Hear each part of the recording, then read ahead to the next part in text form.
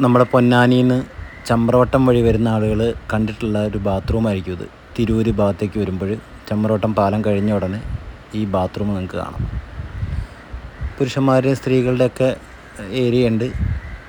കയറി വരുന്ന ഉടനെ ഒരു ബാൻഡേജ് നീളത്തിൽ കിടക്കുന്നുണ്ടല്ലേ, നമ്മളെ സ്വാദം ചെയ്യാൻ വേണ്ടി കിടക്കുന്ന. പിന്നെ വാഷിംഗ് ഏരിയയിൽ ഹാൻഡ്സ്, പുരുഷന്മാരുടെ ടോയ്ലറ്റാണ് കേട്ടോ ഇത്.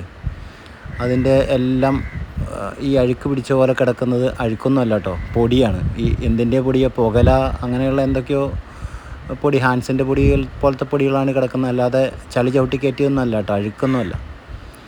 ഇതൊക്കെ നിറച്ച് കുപ്പികൾ, ഗ്ലാസ്, 7-അപ്പിൻ്റെ ഇത്, സിഗരറ്റും പാക്കറ്റ്, ബീഡി, സിഗരറ്റിൻ്റെ കുറ്റികളൊക്കെ കൊണ്ട് നിറഞ്ഞ് കിടക്കുകയാണ്. ഇതിലൊന്ന് ഇരുന്ന അപ്പം പിന്നെ നേരെ പോയി ടീറ്റി എടുത്താൽ മതി, ആ അവസ്ഥയാണ്. രണ്ടാമത്തെ ഇതിൻ്റെ കണ്ടില്ലേ, സീറ്റൊക്കെ ഒന്നും ഇല്ലാതെ ഇരിക്കുന്നൊരവസ്ഥ. ഇതിലൊക്കെ എങ്ങനെ കാര്യം സാധിക്കുന്നാവോ? ഈ സന്തോഷ് ജോർജ് കുളങ്ങര സാറ് പറഞ്ഞ ഒരു കാര്യമാണ് എനിക്ക് അപ്പോൾ ഓർമ്മ വരുന്നത്. എന്ത് ഭംഗിയായിട്ടാണ് ഇത് നിർമ്മിച്ചിരിക്കുന്നത് കണ്ടോ. എയറൊക്കെ പുറത്തേക്ക് പോകാൻ വേണ്ടി കുറച്ച് ഓപ്പൺ പ്ലേസ് ഒക്കെ ഇട്ടിട്ട് നല്ല അടിപൊളിയായി നിർമ്മിക്കും. ലോകോത്തര നിലവാരത്തിൽ നിർമ്മിച്ചിട്ട് കാട്ടിക്കൂട്ടുന്ന കാട്ടായം കണ്ടു കഴിഞ്ഞാൽ നിർമ്മിക്കാനറിയാം, പക്ഷെ അത് മെയിൻറ്റെയിൻ ചെയ്യില്ല.